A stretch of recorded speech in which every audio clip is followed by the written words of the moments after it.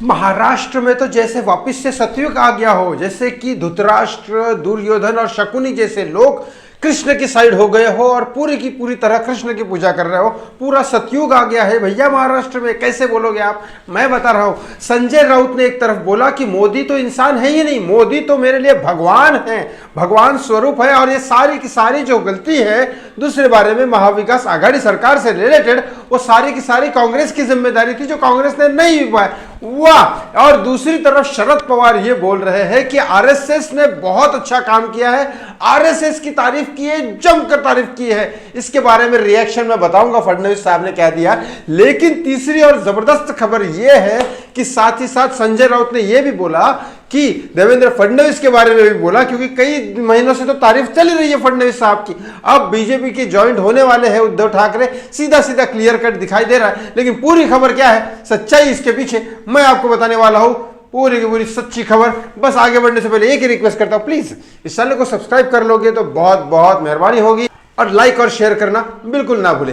एक तरफ बताता हूं संजय राउत ने क्या बोला। संजय राउत ने कहा कि महाविकास आघाड़ी सरकार जो हमने बनाई थी, 3 तिगाड़ी सरकार, वो सिर्फ लोकसभा इलेक्शन के लिए थी, वो आगे के इलेक्शन के लिए नहीं थी, वो सिर्फ लोकसभा के इलेक्शन के लिए। आगे हम किसके साथ ज्वाइन करेंगे या किसके साथ नहीं, ये फडणवीस नहीं बताएंगे, हमारे मित्र है फडणवीस, ये नहीं बताएंगे, हम बताएंगे। लेकिन हम ज्वाइन किसके साथ करेंगे वो हम डिसाइड करेंगे। लेकिन फडणवीस साहब जो हमारे रिश्ते को तोड़ा था, हमारी पार्टी को तोड़ा था, वो हम वापस ज्वाइंट भी हो सकते हैं। मतलब शिंदे और उद्धव ठाकरे भी ज्वाइंट होके बाकी बीजेपी में जा सकते हैं। लेकिन फिर नेता बनेंगे कितने?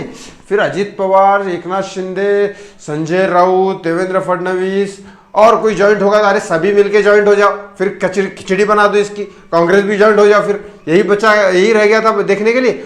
दूसरी बात ये कर रहे हैं कि जब उनको मोदी जी के बारे में पूछा गया तो उन्होंने कहा मोदी तो इंसान है ही नहीं, मोदी तो भगवान स्वरूप है। इसके बारे में क्या कहा? वो तो भगवान है। इसके बारे में क्या कहा कि नहीं मेरे लिए तो भगवान है ही, लेकिन वो खुद मोदी जी भी ये कहते हैं कि वो तो विष्णु का अवतार है।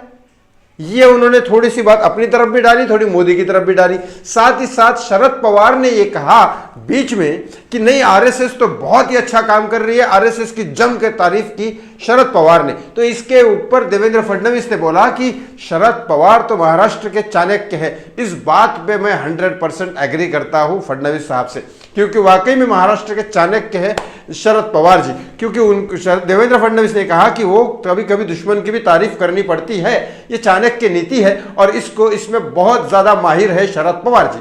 ये मैं मानता हूं फडणवीस साहब ने सही बात कर दी यहां पे। अब दूसरी बात, यहां गठबंधन से रिलेटेड एक संजय राउत ये कहते हैं कि कांग्रेस की जिम्मेदारी है, कांग्रेस यहां पे गलत है। दूसरी तरफ मोदी जी की तारीफ करते हैं, तीसरी तरफ ये भी बोलते हैं कि फडणवीस साहब डिसाइड नहीं करेंगे हम किसके साथ जाएंगे, हम डिसाइड करेंगे। लेकिन फडणवीस ने हमारी शिवसेना पार्टी तोड़ दी, वो हम एक होना चाहते हैं, उनको एक करना चाहिए। मतलब पूरा का पूरा इशारा है कि बीजेपी शिवसेना को साथ में लेके चले, आगे चले। ये रिक्वेस्ट है उद्धव ठाकरे और संजय राउत की तरफ से, जो मीटिंग के बार बार हो रही है, समझ रहे हो। साथ ही साथ शरद पवार भी कहीं ना कहीं घबरा गए हैं कि अगर उद्धव ठाकरे भी उधर चले गए, अजित पवार तो ऑलरेडी चले चुके हैं, अब देवेंद्र फडणवीस अपनी पूरी की पूरी सत्ताधारी पक्ष बनाएंगे तो कांग्रेस मुक्त भारत तो पता नहीं कब होगा, लेकिन वो होने ही वाला है। लेकिन कांग्रेस मुक्त महाराष्ट्र हो चुका है, और साथ ही साथ एनसीपी के भी बाहर फेंक दिया है कांग्रेस से। मुझे लगता है अगले वाले इलेक्शन में ना 2 या 3 सीटें आएगी कांग्रेस और एनसीपी मिला के।